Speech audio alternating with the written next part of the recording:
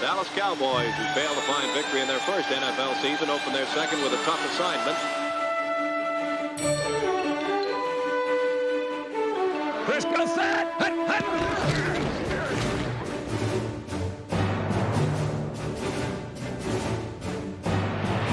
Caught! Touchdown! Pearson makes the catch at the 5. Touchdown! Would you believe it?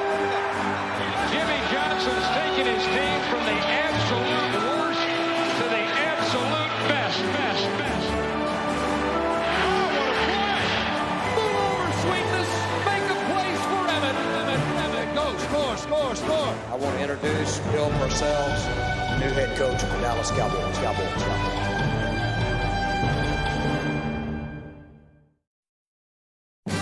By the end of the 1950s, the NFL was ready to grow beyond its 12 existing teams. After lengthy debate, the league chose Dallas for its first expansion market, awarding the franchise to millionaire Clint Murkison. Tex Schramm's first move as general manager was finding a head coach for the new team called the Cowboys.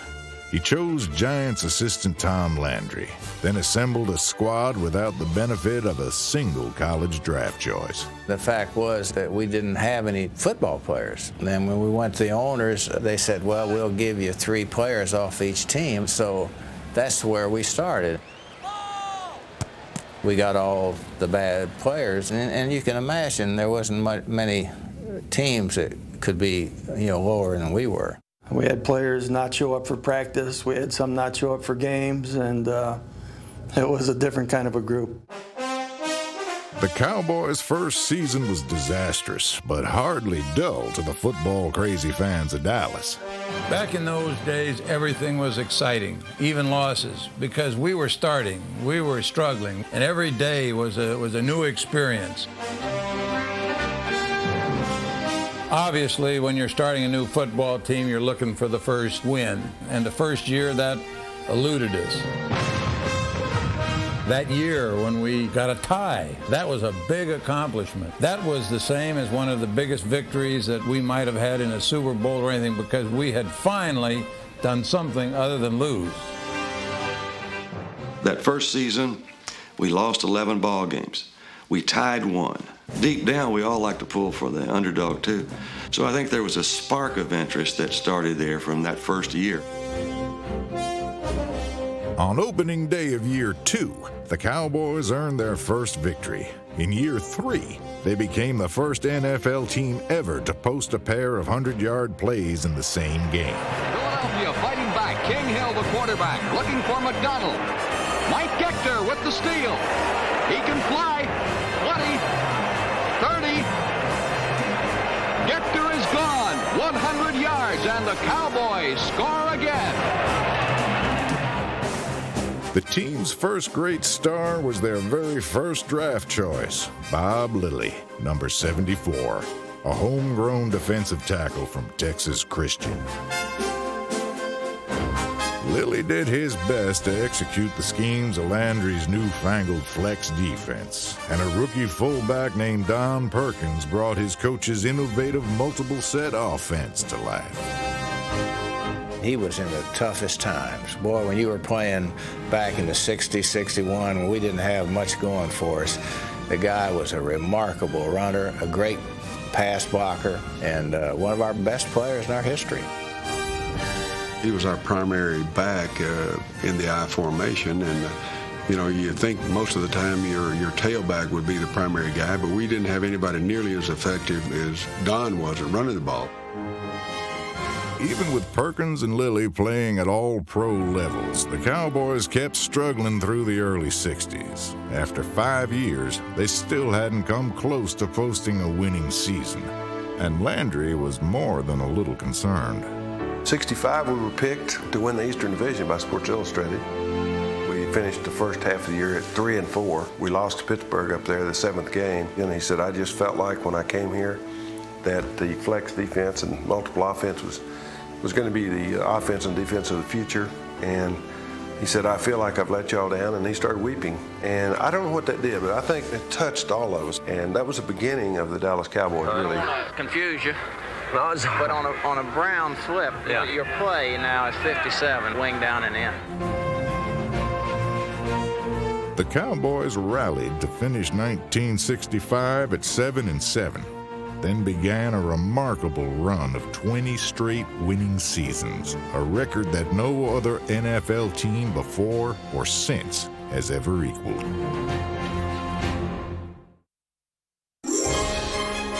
By 1966, Sunday afternoons at the Cotton Bowl had become the hottest ticket in Big D. The Cowboys established themselves as the class of the Eastern Conference, posting the first winning record in franchise history. The aptly named Doomsday Defense emerged as one of the league's best, boasting such stars as linebackers Leroy Jordan and Chuck Howley. In the secondary, future Hall of Famer Mel Renfro, number 20, was on his way to becoming the Cowboys' all-time leading interceptor. And to this day, Renfro still holds the Dallas record for kickoff return average and touchdowns. But while Renfro used his sprinter speed to break open games and break up pass plays, he was a virtual slowpoke compared to former Olympic gold medalist Bob Hayes. Many great track names have sought football fame, but Bob Hayes is a football player who just happens to be the world's fastest living human. What we were looking for at that time is to separate ourselves from the rest of the pack, and the thing that made us separate is the speed of a Bobby Hayes. Bobby brought a trump card to the game in that, hey, you better be aware that that guy out there is different. Bob Hayes had a huge impact on the way the game was played in the 60s. As a matter of fact, the way it's played today. He didn't redefine a position. He changed an entire game. Your defensive back would say, I can't cover Hayes. I can't cover it. You know that. If you call a blitz, I'm finished. Hayes was the Cowboys' ultimate weapon. Quarterback Don Meredith was the ultimate leader. Wing zig out. We're cutting them. I'll tell you what, let's just group together. Everything's going all right. We're just making some mistakes, and those things, we'll get them over with. We're going to whip them. We're going to whip them. Let's get on. He always had his finger on the pulse of the team, on everybody, from the offense to the defense, to the star player, to the last guy on the bench. He cared about everybody. And I believe part of it was cunning. Part of it was just pure, sheer animal cunning, knowing that a team didn't win unless you did that.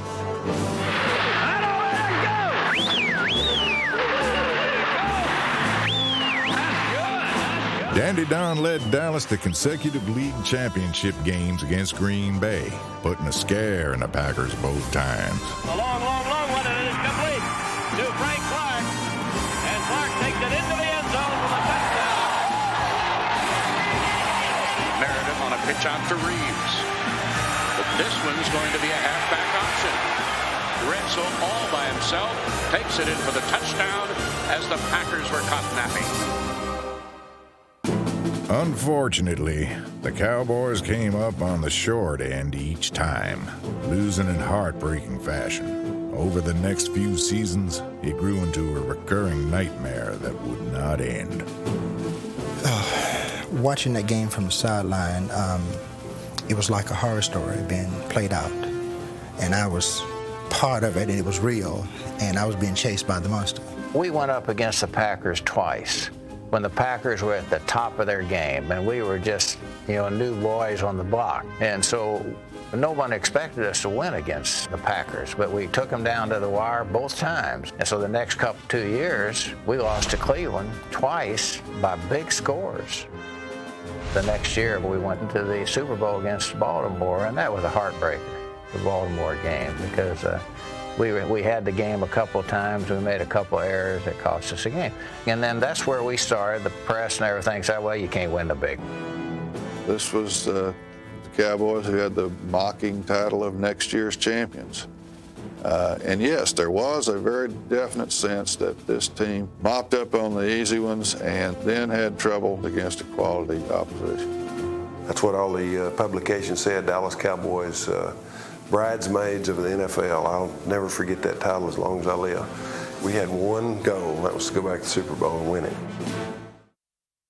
Go hard, that away, go hard, go hard. Tom Landry began the 1971 season facing a difficult choice: who to start at quarterback, incumbent Craig Morton or combative challenger Roger Staubach. Okay, and then Roger was the type of guy that couldn't be friends with his competitors. He knew that I wanted this job, though, so we weren't friends. it was a very tough decision for me to decide which one was going to lead us into the 70s. There was a quiet confidence that we would get there in 1971, and lo and behold, that season started out, just in a disaster. I mean, at one point we were 4-3, and a lot of people like to point to the Dwayne Thomas situation. A lot of it had to do with his contract. Dwayne felt that he was underpaid. It bothered him a whole lot. It was a very intriguing thing as a member of the Cowboys, because it was very disconcerting to a lot of people to have this guy who was a member of the team and a very integral part of the team, and he never said a word. I made a statement prior to going into the season. I said, gentlemen, this is my last interview. Believe me, because what? I'm going to work. See, we were brought up this way. When you're working, you don't talk, because you get more things done. Dwayne's deafening silence didn't keep him from leading Dallas in rushing, and when Landry finally settled on a quarterback by picking Staubach over Morton, the Cowboys won 9 straight games and a return trip to the Super Bowl.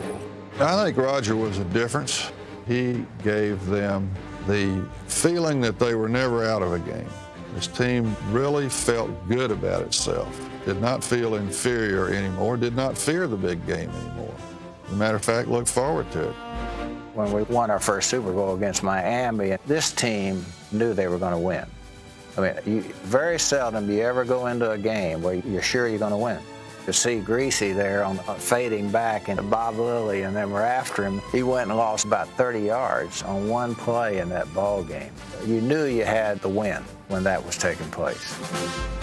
Dwayne Thomas was the silent juggernaut the Dolphins couldn't stop, rushing for nearly 100 yards and a score, while Staubach added a pair of touchdown passes to go with his game MVP honors. And Staubach drops back to pass. That's up. Pass to the end zone. Touchdown!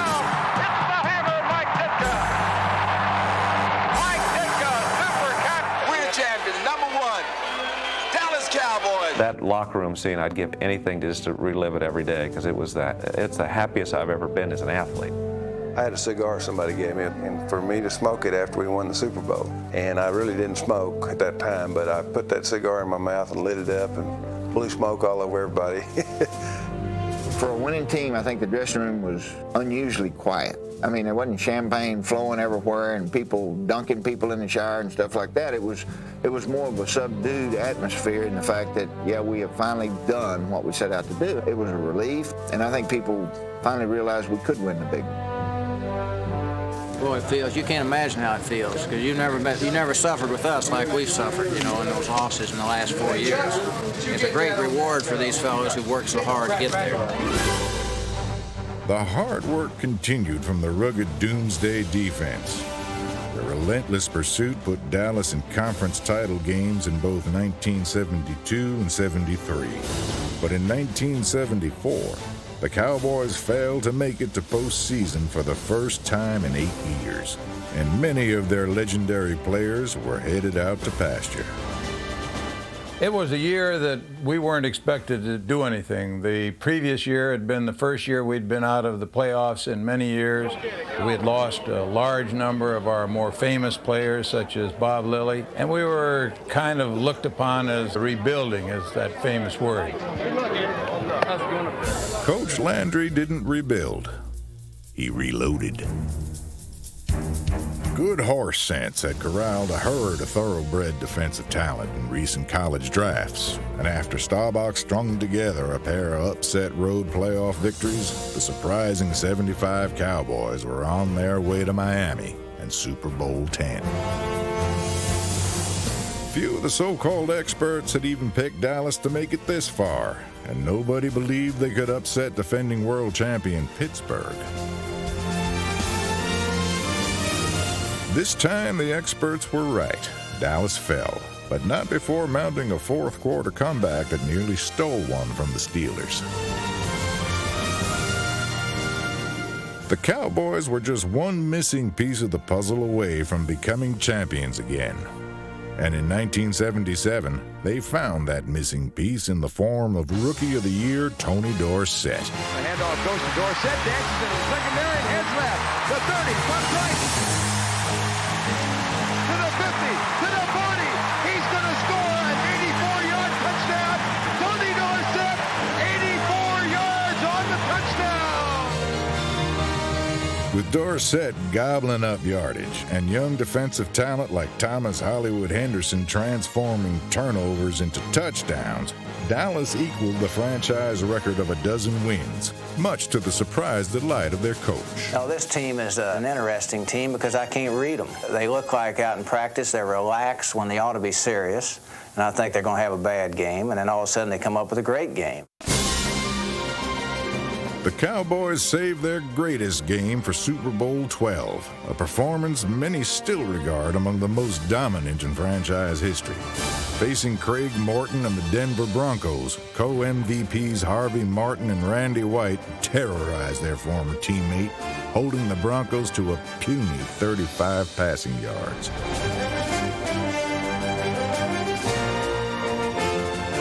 Meanwhile, the Cowboys' prolific air game was a marvel to behold. A three-man rush again. Roger goes deep across the middle, way downfield, and Butch Johnson caught! Touchdown! A sensational diving catch!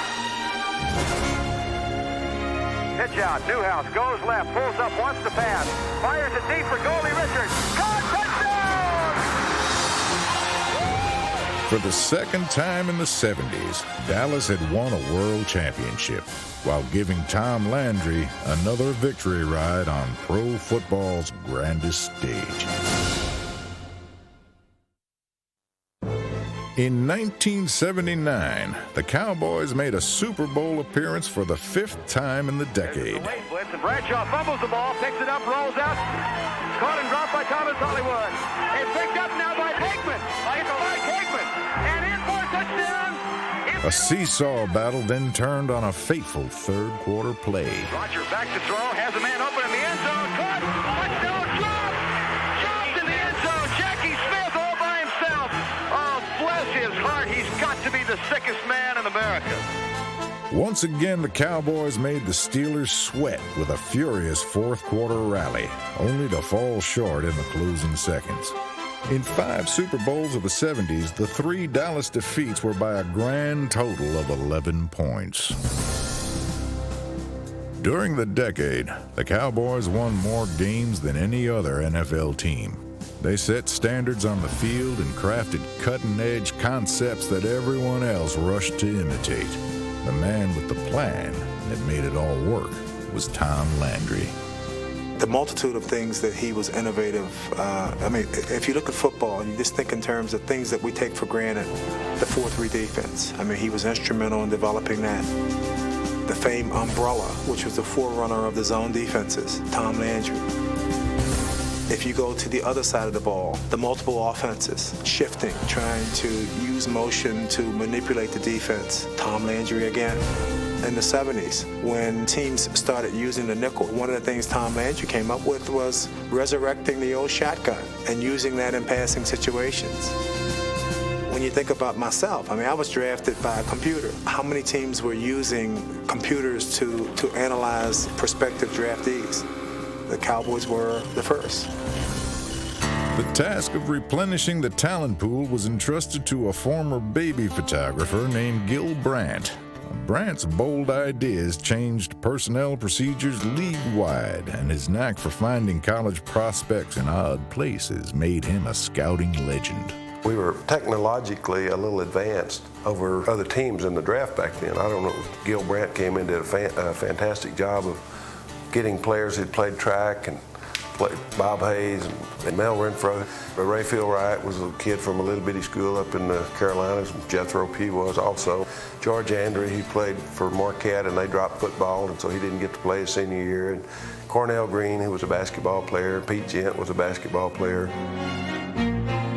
Gent was also a talented author.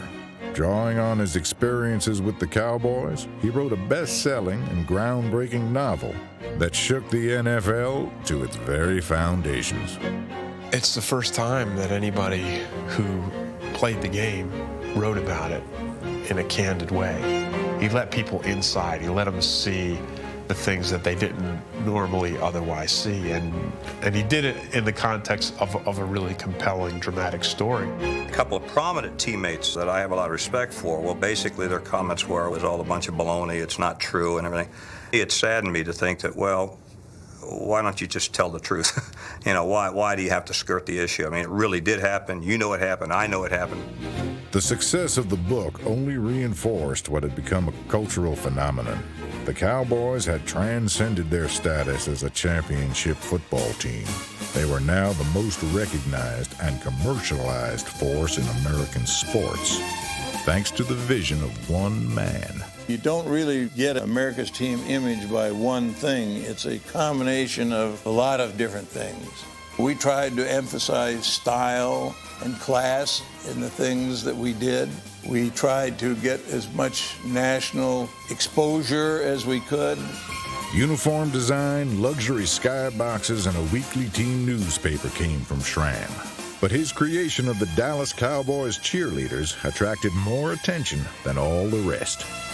2 made-for-TV movies about the squad are still among the top-rated programs in broadcast history.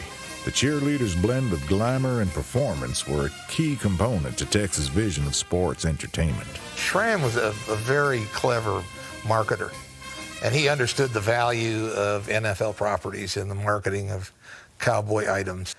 He began to build on that idea of Dallas being the team that everybody in America likes. Thanksgiving Day games, on doubleheader games, we get 5 or 6 nationally televised games a year.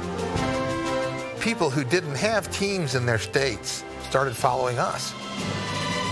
The player who best symbolized the Cowboys' quest to become America's team was Roger Staubach, a modern-day straight-shooting Western hero. Staubach had come out of 4 years with the Navy and become our quarterback, and he was an All-American type guy. I think the biggest thing about Roger was the fact that he never quit. It didn't matter how much the Cowboys were down. I remember in San Francisco, they were ahead of us 14 or 15 points, and it was 3 minutes to go or something, and they were coming by our bench and hollering obscene things at us and calling us losers. And I'll never forget, Roger pulled the game out, and a few seconds before it was over, completed the pass, and we beat them. It was the beginning time for the great comebacks that Roger is so well known for throughout his career. When we won that game against San Francisco, from that moment on, no matter how much time was left in the ball game, I always believed that Roger could win the game. Staubach became part of NFL mythology when he rallied his losing team with the play now known as the Hail Mary Pass. Well, the Cowboys need a miracle. Roger takes the snap, pumps it once. He's going long, down the near sideline for Drew Pearson. Pearson makes the catch at the 5, touchdown! Staubach hit Pearson on a 50-yard touchdown. Would you believe it? Captain Comeback was much more than the savior of lost causes. He was also Roger the Dodger, a breathtaking escape artist who rambled and scrambled on the football field, but seldom strayed from home and hearth. Roger, you have an all-American image. You're kind of a straight guy. Do you enjoy it, or is it a burden? You interviewed Joe Namath. Everyone in the world compares me to Joe Namath, as far as, the idea of off the field. He's single, bachelor swinging, I'm married and family, and, he's having all the fun. And, I enjoy sex as much as Joe Namath. Only I do it with one girl, There you go. But it's still fun. The fun also came from watching Roger make football miracles. Beyond all the Dallas imagery, Staubach's heroics, more than anything else, made the Cowboys America's team. In the last regular season game he would ever play, Roger brought Dallas back from 17 and 13-point deficits to steal the division title from arch rival Washington. You gotta love them. I mean, you gotta love the Cowboys. They're the most exciting team in the NFL. They can pull it out. School was out. It was going to happen, and I think everybody in the stadium knew it. 42 seconds left in the game. Redskins lead by 6. Staubach throwing in the end zone. Cody Hill! Touchdown! Cody Hill! The Cowboys have won the East. The Cowboys have come from behind. It was one of those routine Staubach spectaculars. Simply the impossible made it come true. There was none better at that. Each autumn since 1960, the teams from Washington and Dallas have waged football's epic Battle of the Old West. Cowboys versus Redskins, a modern-day range war, and the NFL's most bitter rivalry. It's more than a feud between division foes. It's a clash between two cities and two franchises who truly despise each other. If you aren't the Cowboys, you better hate the Redskins. It was just that way. They always had a better-than-you aloofness to them. I guess it was their attitude that upset a lot of our guys. It's been a series with as many plot twists and colorful characters as a Louis L'Amour Western, and it all began over a song. Back in 1959, the last thing Washington owner George Preston Marshall wanted was any new Sun Belt team cutting into his profitable Redskins Southern Broadcasting Network. He considered everything below the Mason-Dixon line his territory and was prepared to stop anyone who got in his way. There's no excuse for expansion in the National Football League. And in 1960, the NFL wanted to bring Dallas into the league. One of the ways the Dallas owners were able to strong-arm George into voting for a Dallas franchise was they went out and they bought the rights to hail to the Redskins and threatened not to let George play at Redskin games until he agreed to let Dallas come into the league. And George, needing that song, having to have that song, relented and voted to let him into the league. From then on, Marshall was singing mostly sad songs as the expansion Cowboys enjoyed surprising success against Washington. By the late 60s, Dallas was winning virtually every game in the series, so the Redskins went out and brought in a new coaching administration to the nation's capital, the legendary George Allen. George Allen is what made the Redskin-Cowboy rivalry. I think if anybody has a misconception that it wasn't his creation, they're wrong. George would come up with these different things. You gotta hate the Cowboys. Gee, look, they think they're better than everybody else. They don't run a hard-nosed, tough football like we do. We want to turn this into a fist fight. We want to turn this into a brawl. It's not going to be fancy. It's going to be blood and guts, go after nose-to-nose football.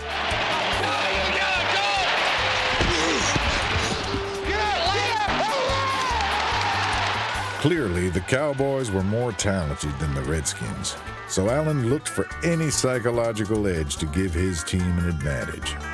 One year, we had to fly to Dallas to play the Cowboys on Turkey Day, and we were really beat up. Had a bunch of guys hurt, so George came in the meeting, and he said, okay, I'm going to Dallas by myself.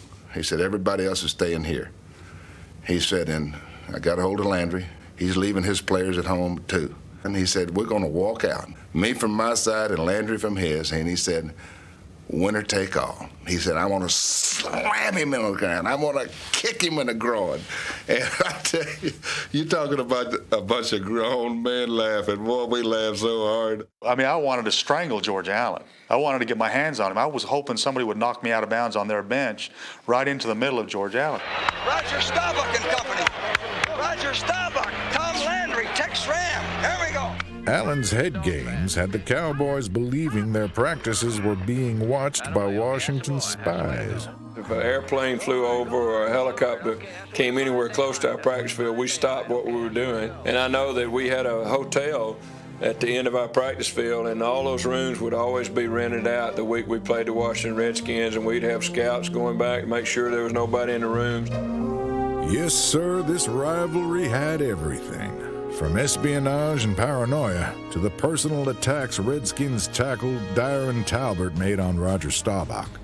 Darren and I really went at it as far as a dislike, and he started it. He started calling me a few names. And it would make Roger so mad, you know. And I kept saying to Roger, now, Roger, he's just trying to get you mad, you know. In 1974, Talbert also knocked Roger out on Thanksgiving. The Cowboys were losing big and only had a rookie quarterback to turn to. There'd been a lot of talk in that particular game. Darren Talbert actually came out and said they were going to knock Roger out. Landry came out and said, well, they're talking. Said they're going to knock Roger out, and all we've got left is that rookie, you know, nameless rookie. And then he just kind of would turn his head and look at me like this. I was afraid they weren't going to sit me in. You know, I was all they had left there, because one of the biggest nightmares of head coaching in the NFL is to send in the rookie. But I was confident. You know, I felt like at the time I was a gunfighter with a football. If there was somebody open, I could hit him. Trailing 16-3, Longley led Dallas to a trio of second-half touchdowns, including the game winner to Drew Pearson in the final seconds as the Cowboys frustrated the Redskins again. Games like this turned up the rivalry's intensity on the field, and the passion often boiled over into the stands as well. Some fan hits me over the head with a beer bottle. And I thought about going up in the stands, and I said, no, I'm not going to do this. And I looked around, and there was Randy White, and he said, let's go. So we dove up into the stands, both Randy and I, and we were just hitting everybody. Of course, we were in full armor. A Redskin fan poured a beer over my sister's head, and my brother came across 2 rows and decked the guy. And by the time he hit the floor, my mother had a blackjack in her pocketbook, and she was beating on this guy. Back at home, Dallas fans could be equally nasty, but usually in a more subtle manner. First game of the regular season, we play the Cowboys at Texas Stadium. I throw 5 interceptions in that football game. It was ugly. It just happens to be September 9th, which is my birthday. I'm sitting on the bench, and all of a sudden, everybody in Texas Stadium starts saying, happy birthday to you, happy birthday. And I'm sitting there going, The rivalry continues even now, but today's players will be hard-pressed to equal the passion of the old days. There always will be something between the Indians and the Cowboys, you know, and there's still a history that people do remember, but I haven't seen it as intense as it was in the 70s.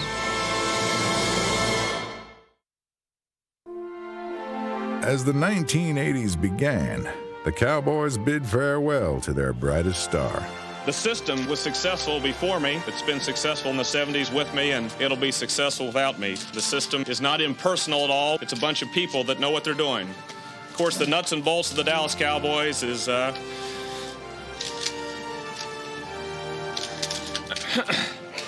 man that wears a funny hat on the sidelines. I wasn't going to do this, but Tom Landry is the nuts and bolts, and I appreciate him. I appreciate my teammates through the years, because I'm one that's been successful in this system. There's been a lot of good ones, and there'll be many more good ones. And the good times did continue, thanks in large part to Doomsday.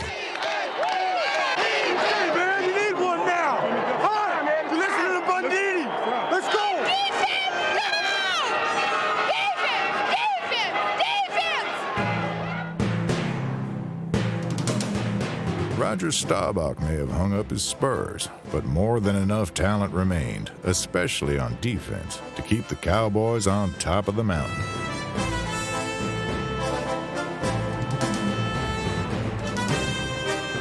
From Too Tall Jones and Randy the Manster White to Charlie Waters, Bob Brunig, and Harvey Martin, the Dallas defense of the 80s continued to terrorize NFL opponents every Sunday.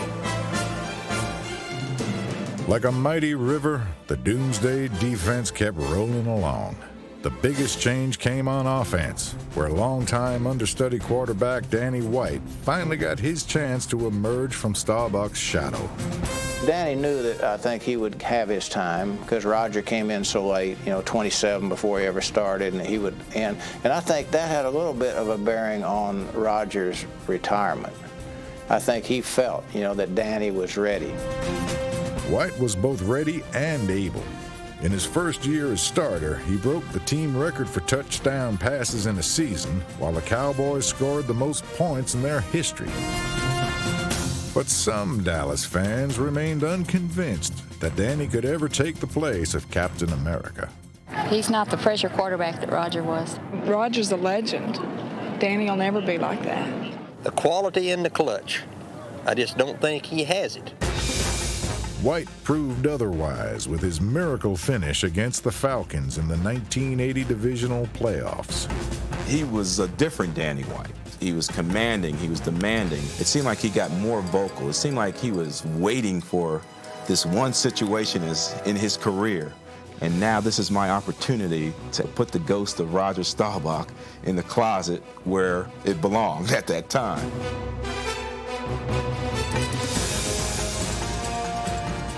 Danny White with one running back. Here comes the blitz again. Danny back to throw into the end zone. Caught! Touchdown!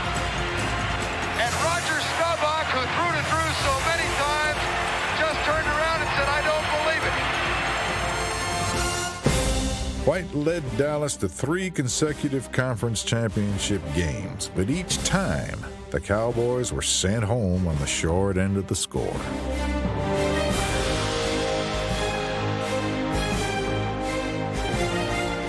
Even as Danny and his teammates kept knocking at the door, another Cowboy named White made sure the defense continued to play at a championship level. During his 14 seasons in Dallas, Randy White was voted to 9 Pro Bowls with a brand of play that seemed almost inhuman. We call Randy White manster around here, and that's, you know what a manster is, just half man, half monster. And he's the strongest man on the team, and he's a super competitor. I mean, the guy has only one speed, and it's top speed. Randy White is a player that plays every play, whether the game is 70-0 in your favor or 70-0 against you. Although he mastered Landry's complex schemes, it was when he followed his own instincts that Randy was at his best. As the game progresses, you fall into a pattern and you see certain things that you'll be able to do. My attitude was defeat the guy in front of me and get the guy with the ball. I really didn't preoccupy myself with the little intricacies of playing the flex defense. His most incredible play may have come on a 50-yard gain by an opponent. From back of the pack, the hulking defensive tackle caught an eagle wide out from behind to save a touchdown. However, the best open field moves of the early 80s came courtesy of running back Tony Dorsett. First down, 10, pitch out. Dorsett coming left. He's out to the 30. Breaks to the right, 35, 40. Still on his feet. At the 50, one more block. He might go. A 75-yard touchdown run for Tony Dorsett. He's a better north-south runner than he is east-west runner. He has great feel and recognition when he heads into the line as an inside runner. But you don't think about him being an inside runner because he only weighs 190 pounds. I'm a runner that you, your grandmother, or someone else could probably enjoy watching because there's something exciting that's possible to happen at any time on the field. I get a ball, my eyes, they light up like silver dollars. And I'm just looking at everything, and I do see a lot out there.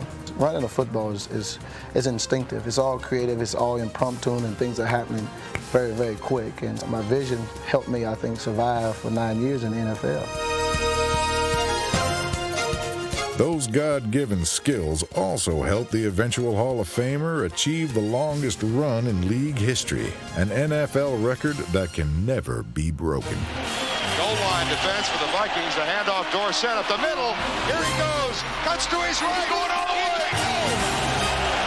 To the 30. To the 40. He's got 2 men to beat. To the 40. To the 30. To the 20. To the 10. To 5. Touchdown! Unbelievable! Tony Dorsett is in the record books. 99 yards. Dorsett retired as the team's all-time leading rusher and the second-ranked ground gainer in NFL history.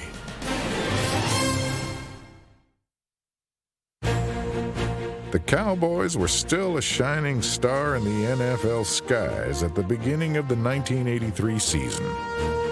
On opening night before a national television audience, they paid back the Redskins for their conference championship loss the year before, coming from 20 points behind to pull out the victory at RFK Stadium. With the doomsday defense still at its deadliest and Danny White firing touchdowns everywhere, the Cowboys cruised to a dozen wins and another playoff berth. But Dallas lost in the opening round against the Rams, with Danny White taking most of the shots on the field and all of them from the crowd. But I can remember for that next offseason and feeling like the fans felt that I had let the team down. And there seemed to be a growing sentiment toward, Gary Hogeboom was the backup at the time, and then in '84, Coach Landry called me in and said that he felt that it was in my best interest and the team best interest long term that he start Gary. There was a poll in the Dallas paper that some of the players said they'd like to see Gary Hogeboom in the game. It led to a decision that Tom Landry should not have made. And here's a guy that quarterbacked 3 NFC championship games. That was the beginning of, I think, the deterioration with the Dallas Cowboys.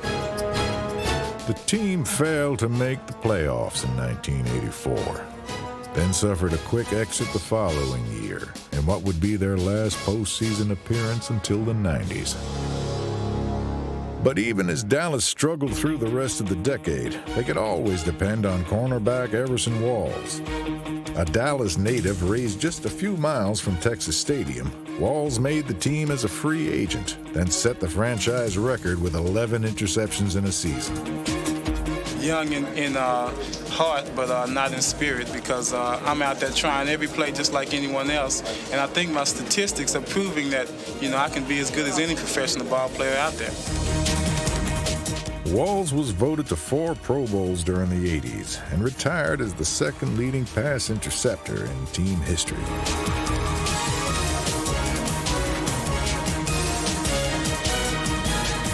Despite his best efforts, the Cowboys stumbled in 1986 to their first losing record in 20 years.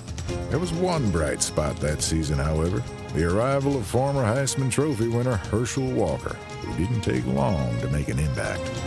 And White with a handoff, Walker, left tackle breaking the 45, midfield, one man to beat. Herschel Walker to the 20, Herschel Walker to the 10, Herschel Walker, touchdown, Cowboys win in overtime, 60 yards for Herschel Walker. You have just seen the future of the Cowboys, and the future looks a whole lot better with that one, doesn't it? He just has a great uniqueness of power that makes him exceptional. Herschel is a new breed, and he's the one now that we're counting on really to rebuild our team. I can run as fastest guy in the NFL. I think I'm as strong as some of the strongest backs in the NFL.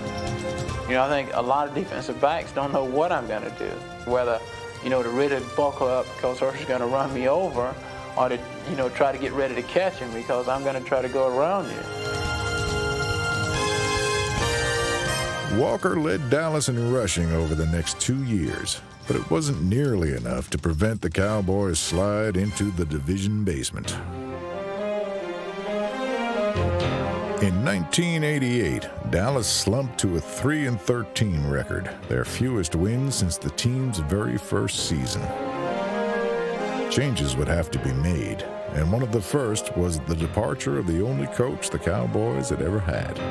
After 29 years, Tom Landry was gone from the team, but not forgotten in their hearts. He was just a special man. I don't know if I'll ever come across anybody that handled himself in a way that he did and wanted less of the limelight. He's all you want to believe in a human being, someone that gave a heck of a lot more than he took out of life. Landry built an expansion team into the NFL's model franchise. The man in the fedora had always been the symbol of the Cowboys. Now he rode off into the sunset, marking the end of a golden era. On February 25th, 1989, the Dallas Cowboys were bought by an Arkansas oil man named Jerry Jones. I used to have a sign in my office, and it was 2 buzzards sitting on a limb. And one buzzard was looked over at the other buzzard and said, "Patience my ass, I'm gonna kill something." That very same day, Jones hired his college roommate, Jimmy Johnson, to coach the team. Their job was to restore pride into the NFL's most storied franchise. Johnson left the University of Miami with a national championship and a keen eye for talent. But in Dallas, there was little talent to be found, except for Herschel Walker. In 1988, Walker had rushed for over 1,500 yards. 5 games into Johnson's first season, he was traded. I don't think that anybody could ever imagine what it ended up being for the franchise. When the trade first was made public, everybody thought that we were trading Herschel Walker, our only Pro Bowl player, for half a dozen players that were somewhat either mediocre or whose career was about over with the Vikings. They really didn't anticipate us getting all the draft picks that we got after we finalized the trade. But the deal would not pay off for some time, and in 1989, a circus act was on display as the Cowboys victimized themselves, playing a laughable brand of football. It was extremely difficult, and I think there was a very small nucleus of players that really continued to play throughout that whole season and then go into 90, and it was a very frustrating year. Despite all the losses, Johnson never compromised his passion for the way he felt football should be played. I'll never forget, I said, "Jimmy, you just gone 1-15. I said, "Obviously you're a tremendously confident person, but you have to have a few questions about yourself and your ability to do this after last year." And he looked me in the eye and he said, "I have no doubt in my mind that we'll win here, and we'll win big. Write it down." Dallas selects Emmitt Smith, running back from Florida. The first dividend of the Walker trade arrived in 1990, and it wasn't long before this Cowboy showed the flash of a franchise running back. Draw play, Smith up the middle. Bounces at the 10, to the 5, cut to the right, cut to the left. Oh, no! Emmitt Smith. Oh, Smith's development, coupled with the emergence of quarterback Troy Aikman and wide receiver Michael Irvin, marked the formation of one of the most prolific trios in NFL history. Let's go, let's go! The following season, the experts set modest goals for the Cowboys, but Jimmy Johnson had other plans. Romping, stomping, raring to go. If you went through the year virtually injury-free and did not make the playoffs, would that be a crushing blow? It won't happen. We'll be in the playoffs. Brash predictions can be simple when you have Emmitt Smith and Michael Irvin to fall back on. Facing a blitz. He stands, he throws it right. Irvin crossing, Michael, 45-40, 30 to the 20. A man to beat. Woodson will get him at the 10. Irvin breaks free. Is it Michael Irvin or Michelangelo? Handoff Smith. At left tackle pops out to the 30. A block from right gets him to the 40. Breaking right for the 45. Holy cow, what a great play. Touchdown, Emmitt Smith, 75 yards. Thank you very much. I don't believe the run. Where there was Irvin, there was always Emmitt Smith, and they became the first players from the same team to lead the NFL in rushing and receiving yards in the same season. But the goal of the season was to make the playoffs. To accomplish this, Dallas would need a win against the Eagles, who had previously bullied the Cowboys in 5 straight defeats. They are making mincemeat of the Dallas offensive line. But even bullies know that you can't beat what you can't catch. A cut right at the 40, still going at midfield. Kelvin Martin has brought this one all the way for a Dallas touchdown. And that sends everybody at the Fed home, and it's going to send the Dallas Cowboys to the playoffs. A preseason prediction had become reality. The prophecy was fulfilled. After that game, we just said, hey, we could play with anybody. We really can't play with anybody. Hey, you know, when you ever go after a big gorilla, you don't ever hit him lightly. You hit him with everything you got. Yeah! What's that, Cowboy? What's that, Cowboys? We here, baby. We here. In their first playoff game in 6 years, the young Cowboys won a defensive struggle with the Bears. 4th down and short. Toss right, Neil Anderson at the 5. He's stopped at the 4. And the Cowboys now just kill the last minute 4, and they go home. A week later, the Cowboys would lose in Detroit. But in just 2 years, they had improved from 1 win to 12. They were now among the NFL's best. Only one goal remained: to win it all. At the start of the '92 season, it was clear that the balance of power in the NFC East had shifted. Green, 95! Hut, hut! Smash mouth football had been replaced by speed football. Deep ball for Harper to the end zone. It's caught. Touchdown, Cowboys! America's team. America's team was also the NFL's quickest team, with playmakers on both sides of the ball.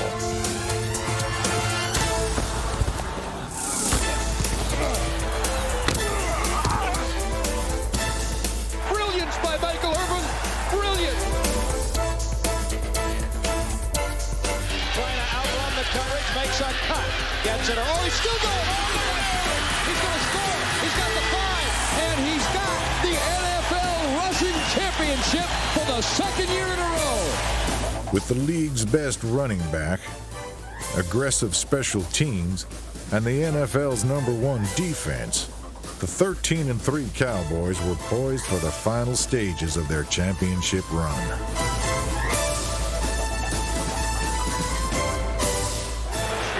Showtime, you know what I mean? In the playoffs, the Cowboys' one-time nemesis was nothing more than a pushover, as Dallas pounded out a convincing victory. Irvin motion left, Aikman draw to Smith. Coming left with room to 20. Got a block from Irvin, the 10-yard line. A block from Harper. Touchdown in the At Candlestick Park, the Cowboys faced the team most considered to be the best in football.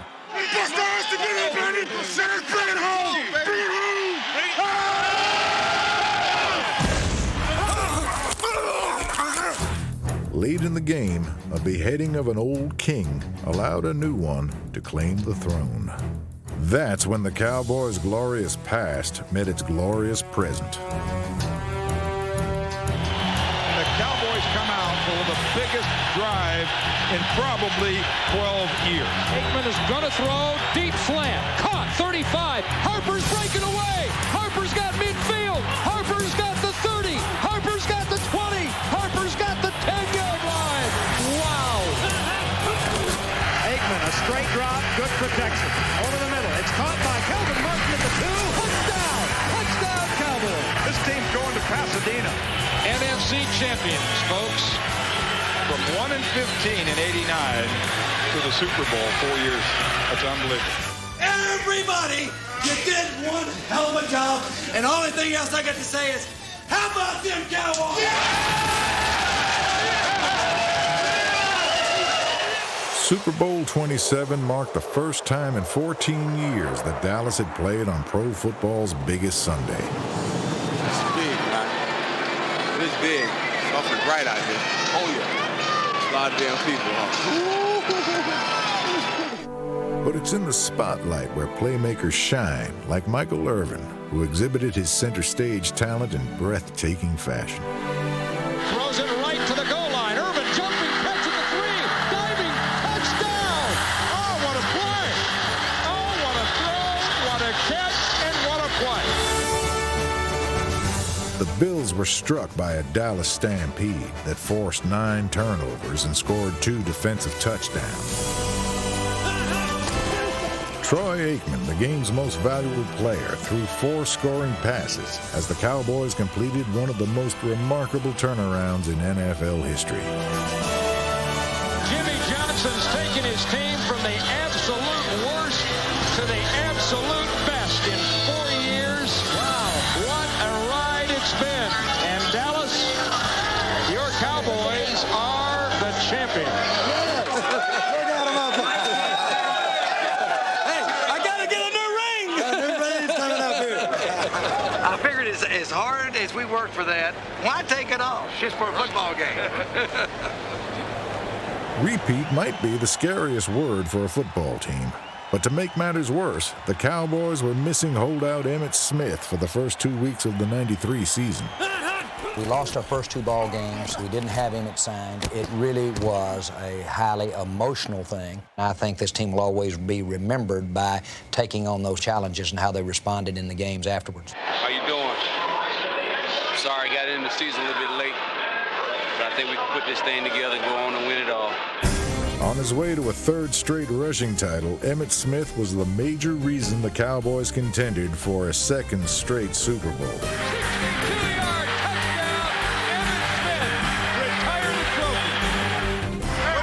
Hey, we're going for number 2, baby. Emmitt, hearts up tonight, Emmitt. We're going to get hammered all day, Emmitt. 3rd down and a long 2, and Aikman with a draw to Smith. Coming right first down. 25 to 30. A lot of room at the 40. Chased at the 40 of the Giants and hauled down at the 35. And Smith is down. Emmitt Smith is down.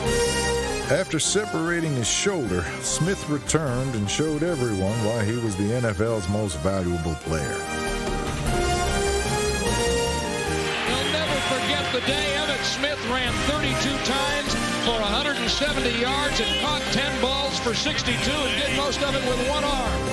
That, to me, was the defining moment of Emmitt Smith. The toughness, the competitiveness, the ability to just will himself to give us a chance to win, and we kicked the field goal in that game to give us home field advantage. We will win the ball game, and you can put it in 3-inch headlines. Johnson's bold prediction was just what the Cowboys needed to ensure another trip to the Super Bowl. I felt like that our team was a little bit uptight. I felt like our team needed something to get a spark against a great San Francisco team, and so I made a very bold statement. Dallas is going to win the NFC Championship again. Jimmy said we would win the game, didn't we? Hey, 3-inch bold letters. Now, I've been doing a lot of talking. If you're going to talk the talk, you got to walk the walk. Hey, thanks to you guys, y'all did the walking, all right? So here we are again, same time next year. The Dallas Cowboys and the Buffalo Bills, and this time in Super Bowl 28 at the Georgia Dome in downtown Atlanta. Big play. Aikman draw to Smith. Tackles but breaks away to the 10. Oh, what a run by the league's MVP. Touchdown, Emmitt Smith. Smith rushed for 132 yards and 2 touchdowns as Dallas won its 2nd straight world championship. 2 in a row. How sweet it is. Back to back, baby. Back, baby. Cowboys back to back in the half. Yeah. After becoming only the 4th head coach in NFL history to win back-to-back Super Bowls, Jimmy Johnson dropped a bombshell. We have mutually decided that I would no longer be the head football coach with the Dallas Cowboys. His replacement was Barry Switzer, who inherited a roster fully stocked with playmakers. Play action fake. Throws it in the end zone for Johnston. Diving. What a catch by Johnston. Pete back to throw. Looking. Throws it in the end zone. Up in the air. Tip. Caught. Touchdown. Down the sideline to the 20. An inside move to the 10. He broke away. He scored. He scored. Backs are split. He's back to throw. Pump. Throws it right. Intercepted at the 5-yard line. It's Woodson to the 20. Up the left sideline to the 30. Woodson to the 40. Woodson might score. Woodson's going 95 yards. Touchdown, Cowboys. Another 12-win season advanced the Cowboys to another NFC championship game. But in the mud of Candlestick, the Cowboys were flattened by a 49er onslaught.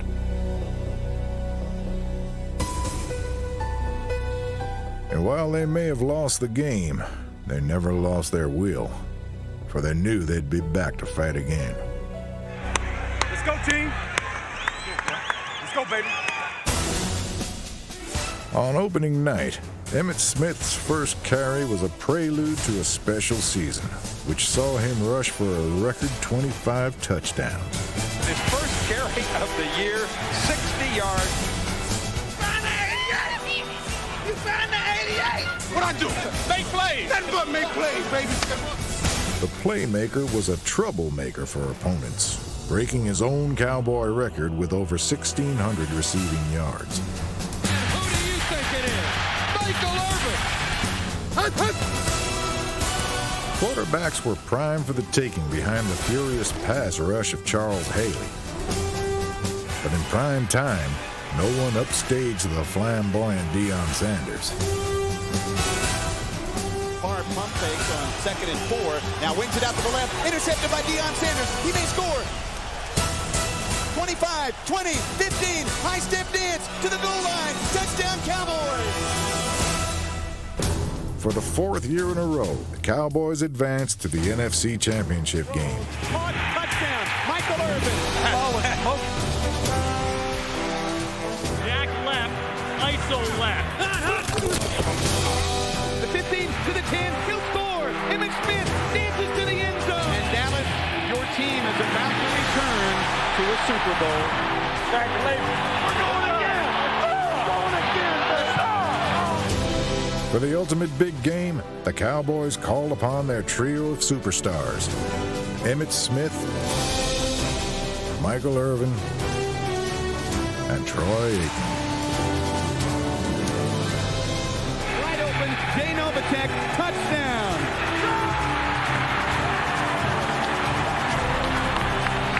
You know what you gotta do, Big. But it was a relative unknown who stole the game's MVP award. In the flat, picked up by the Cowboys. Come on, Larry! Larry Brown may score at the 30, 20, 10, out of bounds at the 6-yard line. The victory over the Steelers resulted in a 3rd Super Bowl title in 4 years and a record-tying 5th Lombardi trophy overall. But even more remarkable, the Dallas Cowboys had transcended their renowned past by accomplishing a new, almost unattainable achievement.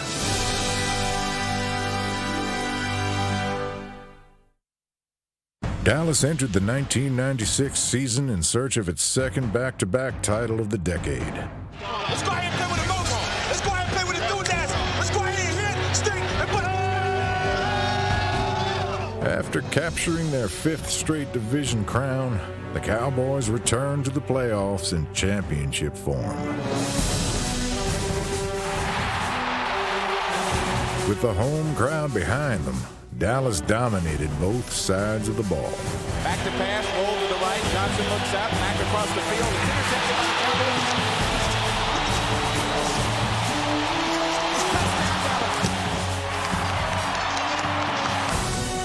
The Cowboys' 40-point performance against Minnesota was their highest playoff scoring total at Texas Stadium.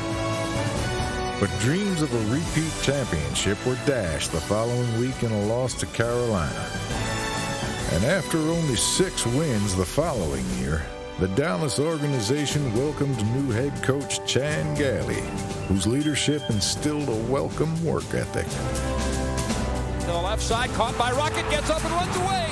20, a downfield block from Mill to the 5, to the pylon. Touchdown! Rocket made that play. Bottom line is, you found a way to win against a good football team. Now, I'm going to tell you, that's a way to come in here and fight. Did we play as good as we wanted to? No. But I'm going to tell you, what's deep down inside of you guys, I wouldn't trade it for the world, man. What's deep down inside of you, I wouldn't trade. Gailey's inspirational guidance roused rookies and animated all pros. Intercepted at the 30-yard line. Coming right, it's Sanders to midfield. Sanders to the 30. He starts the high step at the 25, and he puts the maraschino cherry on a Sunday of an evening with a 70-yard interception return for a touchdown. His 2nd score of the night. In his 2 seasons as coach, Gailey turned Texas Stadium into an opponent's house of pain with 13 home wins. Tight end in motion. Handoff, Smith and right guard standing up. And the record.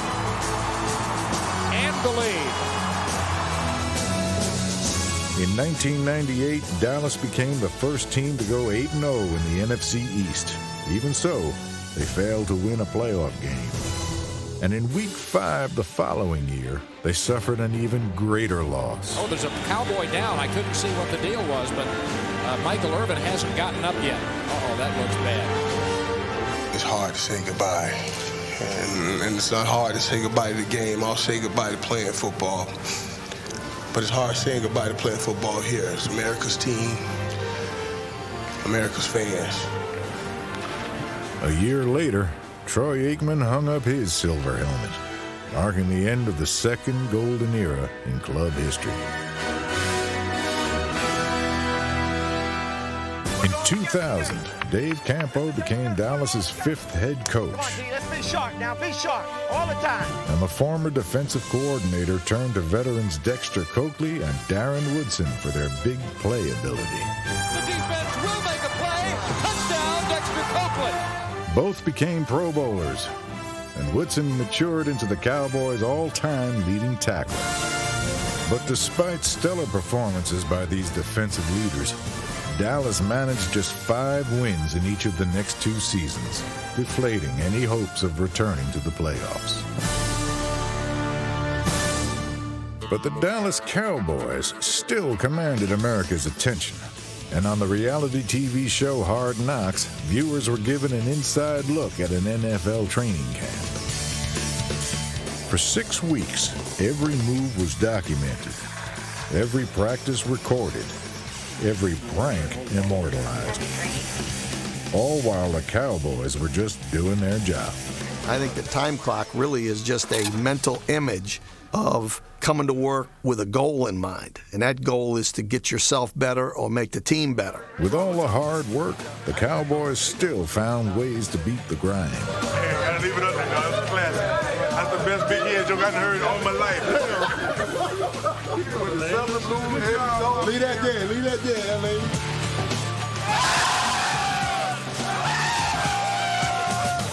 This shit means something. It's real. Over the course of training camp, a team becomes a closely knit family. And one of the toughest things to deal with is seeing a teammate go down with an injury. He cracked it again. Yes, Mr. Lucas. Yeah, today, just a second ago. We're right here in the training room, and he's right here with me, so you can talk to him. But I just wanted to tell you just how sorry we are. And I just will tell you, we have never had, in the whole 14 years I've been with the Cowboys, we've never had anybody as loved and well thought of as Anthony. Hey, Mama. Dad, what's up?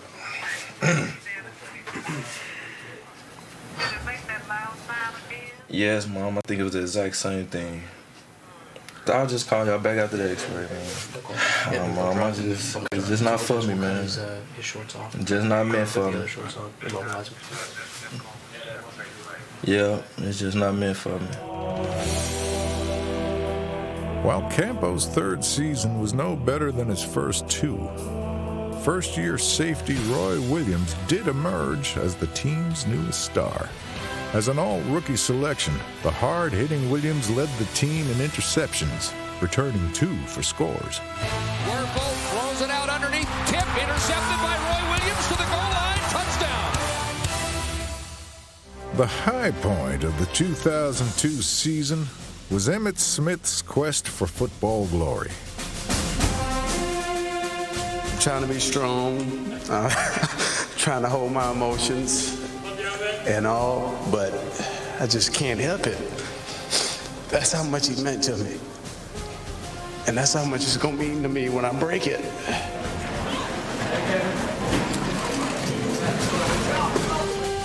In Week 8, after 13 years of running, the whole world watched as Emmitt Smith rushed past the NFL's most sacred record.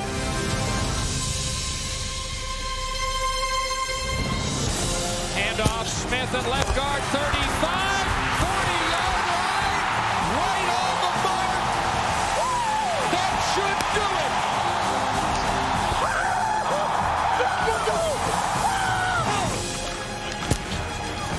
The torch is passed. Long live the king. Emmitt Smith has eclipsed Walter Payton as the NFL's all-time rushing leader, and somewhere, sweetness is smiling. This is something that I think you deserve as well as myself. And I'm glad and I was very thrilled to have the opportunity to do it right here in Texas Stadium where God can look down on us this day. –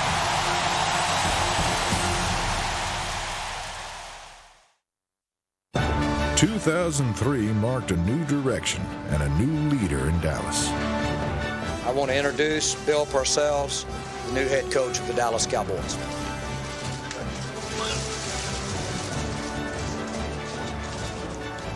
I'd like to thank Jerry for the opportunity to return to the National Football League. A two-time Super Bowl champion, Parcells brought his winning formula to Dallas. Come on, we're going to practice this afternoon now, boys. Don't test my patience this afternoon. I can tell. I can already tell. I can already tell. Give me another quarterback in there. Let's go. Tell you what, we ain't going to have a bad practice this afternoon. We're not having it. I promise you. You're going to be tired of me. Oh, you're going to be tired of me. Parcells clearly made it known there was a new sheriff in town. See what I'm saying? Come on, start taking control of what's going on around here. Sit. Screens. That's it. Go. Score. That's good running there now. There you go. That's it. That's the way to compete. There you go. You guys can rush if you want to. And now, fellas, we're going to keep working here. We got work to do. It's obvious. Any of you should see it. Since 1960, the Dallas Cowboys have been synonymous with winning. As America's team, they've captured the heart of a nation. From heroes of the past to the heroes of today, no NFL franchise has been more celebrated. Connecting all the Cowboys legends through its lineage stands a single blue star. It's a Texas tradition that transcends generations and unites fans across the country, each with their own favorite memory. The players, the coaches, the championships, the Dallas Cowboys, America's team, forever.